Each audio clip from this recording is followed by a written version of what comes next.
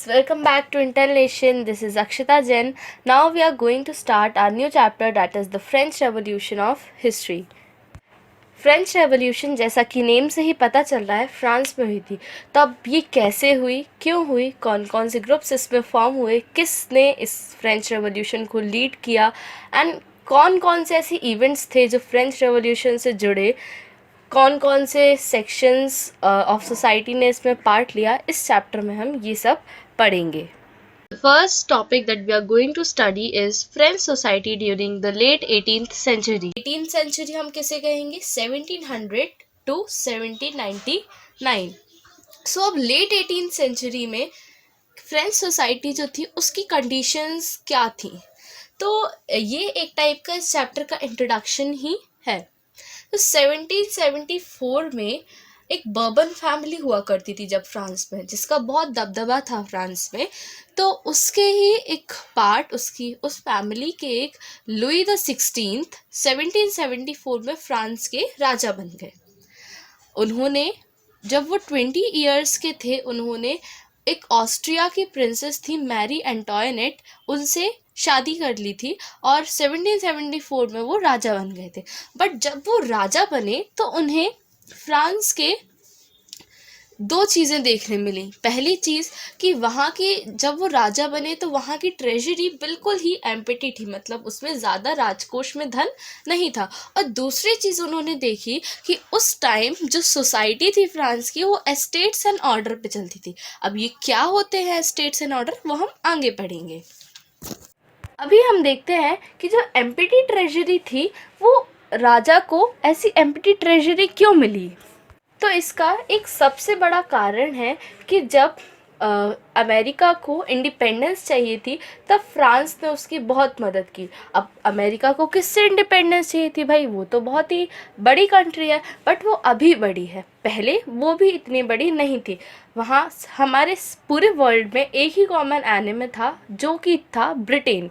तो ब्रिटेन से जैसे हमें इंडिपेंडेंस चाहिए थी, उससे पहले अमेरिका को भी इंडिपेंडेंस चाहिए थी। तो उसी इंडिपेंडेंस को गेन कराने के लिए फ्रांस ने 13 अमेरिकन कॉलोनीज़ की मदद की, जिसकी वजह से उनको वॉर एक्सपेंसिव बहुत ज़्यादा झेलने पड़े। उनके पास कर्ज आ गया था मोर देन 2 बिलियन लिवरीज़ का। अब ये लिवरीज़ क्या होती हैं? लिवरीज़ यूनिट करेंसी होती हैं फ्रांस की, जो कि 1794 में बंद हो गई थी। मतलब 1794 के बाद उनका यूज़ बिल्कुल बंद सा ही हो गया था। तो अमेरिका को मदद करने के लिए फ्रांस 2 बिलियन लिवरीज़ के कर्ज में डूब गया, और प्लस जो उसने वॉर के लिए जो सामान लिए थे दूसरे देशों से, उस पे उसे 10% इंटरेस्ट भी देना था।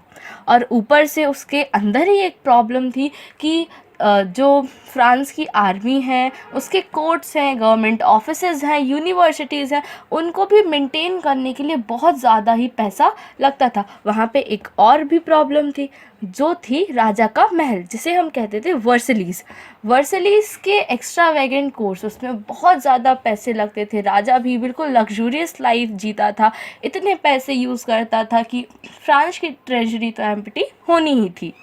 अब ये पूरे कर्ज को चुकाने के लिए फ्रांस गवर्नमेंट ने एक डिसीज़न लिया कि हम टैक्स को इंक्रीज़ कर देंगे। स्टेट में जो लोग टैक्स देते हैं उनको हम इंक्रीज़ कर देंगे। पर अब इस टैक्सेशन में कुछ प्रॉब्लम आई, जो थी कि जैसा हमने पढ़ा था कि सोसाइटी एस्टेट्स एंड ऑर्डर पे चलती थी। तो अब हम जानेंगे कि ये एस्टेट क्या थी। तो फ्रांस में बेसिकली 3 टाइप्स की एस्टेट होती थी, first estate, second estate and third estate. तो फर्स्ट एस्टेट में हमारे क्लर्जी मैन आते थे। क्लर्जी बोले तो जो कि चर्च वगैरह में लोगों की हेल्प करते हैं, चर्च में काम करते हैं। सेकंड एस्टेट थी, उसमें आते थे नोबिलिटी, हम उन्हें नोबल पर्सन्स भी बोल सकते हैं, जो कि राजा के महल के ऑफिशियल्स थे। और जो थर्ड एस्टेट थी, जो कि हमारी लास्ट एस्टेट है, उनमें क्लर्जी और नोबिलिटी को छोड़ के बाकी फ्रांस की पूरी पॉपुलेशन आती थी, जिसमें big businessman, merchants, court officials, lawyers, peasants, artisans, small pageants, landless labour और सर्वेंट्स, बाकी सब आते थे। तो अब ऐसा क्या हुआ कि फ्रांस की गवर्नमेंट या फ्रांस के राजा को थर्ड एस्टेट वाले लोगों की बुराई मतलब उनका अपोजिशन झेलना पड़ा। तो क्या था कि फर्स्ट एस्टेट और जो सेकंड एस्टेट वाले लोग थे, जो क्लर्जी और नोबल पर्सन्स थे, उनको बर्थ से ही कुछ राइट्स दिए जाते थे, कुछ प्रिविलेजेस दिए जाते थे, जैसे कि उन्हें टैक्स नहीं पे करना पड़ता था, उनके पास पूरे फ्यूडल प्रिविलेजेस थे, मतलब वो ज़मींदारी का काम करते थे, वो सबसे रेवेन्यू कलेक्ट कर सकते थे, पर उनसे कोई टैक्स नहीं ले सकता था। जबकि थर्ड एस्टेट वाले लोगों को चर्च को एक अलग से टैक्स देना पड़ता था और साथ ही साथ गवर्नमेंट को एक अलग से टैक्स देना पड़ता था, जिन दो टैक्सेस के नाम थे टाइथ और टैले। तो जो टाइट्स थी वो एक ऐसा टैक्स था जो चर्च थर्ड एस्टेट के लोगों से लेता था, जिसमें आता था कि जो पेजेंट अपने एग्रीकल्चरल फील्ड पे जितना भी उगाएंगे उसका 1/10 चर्च को मिलेगा। और टैले था जो कि डायरेक्टली लोगों को स्टेट को ही देना पड़ता था। तो ये जो टैक्स थे वो सिर्फ थर्ड एस्टेट से लिए जा रहे थे, ना कि फर्स्ट और सेकंड एस्टेट से। और अभी ये जो कंडीशंस हो रही थी, फ्रांस की एम्प्टी ट्रेजरी थी, तो टैक्सेस और इंक्रीज़ हो गए थे, तो अब थर्ड एस्टेट वाले लोगों पे और भी भार बढ़ गया था। फ्रांस में जो पेजेंट्स थे वो 90% पॉपुलेशन बनाते थे फ्रांस की, मतलब फ्रांस की जितनी भी पॉपुलेशन थी उसमें से 90% पेजेंट्स ही थे। पर जो लैंड थी वो 60% first estate and second estate के पास थी। मतलब क्या हुआ कि पेजेंट्स ज़्यादा है पर उनके पास लैंड कम है, और नोबल्स और क्लर्जी कम है पर उनके पास लैंड ज़्यादा है। बिल्कुल अपोजिट सा ही था। तो अब इसकी वजह से जो थर्ड एस्टेट वाले लोग थे उनके मन में धीरे धीरे गुस्सा बढ़ रहा था। स्टार्टिंग फ्रेंच रेवोल्यूशन की यहाँ से होती है। वो जीवन जीने के लिए एक संघर्ष करना पड़ रहा था। अब ये संघर्ष क्यों करना पड़ रहा था, इसके बहुत से रीजंस है। पहला रीज़न, फ्रांस की पॉपुलेशन 1715 में 23 मिलियन से बढ़कर 1789 में 28 मिलियन हो गई। तो डिमांड बढ़ गई चीज़ों की, पर सप्लाई अभी भी उतनी थी। फूड, जैसे कि फूड ग्रेन्स, अब इसकी डिमांड बढ़ी है बट उसका प्रोडक्शन है, लैंड तो नहीं बढ़ा फ्रांस का, बस लोग बढ़ गए हैं। वर्कर्स की जो वेजेस थी वो भी बहुत कम थी, वो अपनी फैमिली को चला ही नहीं पा रहे थे, पूरा गुजारा कर ही नहीं पा रहे थे। एक और चीज़ भी हुई जो थी कि जो ब्रेड था, फ्रांस के लोगों का ब्रेड स्टेपल डाइट होता है। स्टेपल डाइट मतलब जो चीज़ हम रोज़ के खाने में कंज्यूम करते हैं हम उसे स्टेपल डाइट कहते हैं। तो फ्रांस के लोगों का जो स्टेपल डाइट था, जो कि ब्रेड था, उसकी भी प्राइस अब बहुत बढ़ चुकी थी। तो एक लोफ भी ब्रेड का फ्रांस के लोगों को बहुत कॉस्टली पड़ रहा था। इसकी वजह से थिंग्स बहुत ही वर्स्ट होती चली गई। जो पुअर और रिच के बीच में गैप था वो भी बहुत बढ़ता गया, पुअर और पुअर होते गए एंड रिच और रिच होते गए।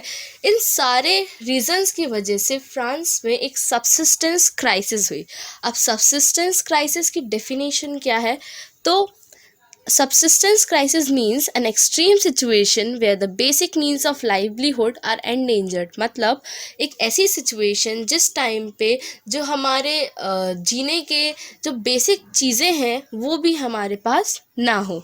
तो फ्रांस में अब एक सबसिस्टेंस क्राइसिस हुई ओल्ड रिजाइम के दौरान। अब ये ओल्ड रिजाइम क्या है, तो old regime is usually used to describe the society and institution of France before 1789। मतलब 1789 के पहले जो सोसाइटी थी फ्रांस की और उसके इंस्टीट्यूशंस थे उसको डिफाइन करने के लिए ओल्ड रिजाइम वर्ड का यूज़ करते हैं। आज के लिए इतना ही गाइस, अगले लेक्चर में एक नया टॉपिक द फ्रेंच रेवोल्यूशन से। जब तक के लिए बाय बाय, टेक केयर।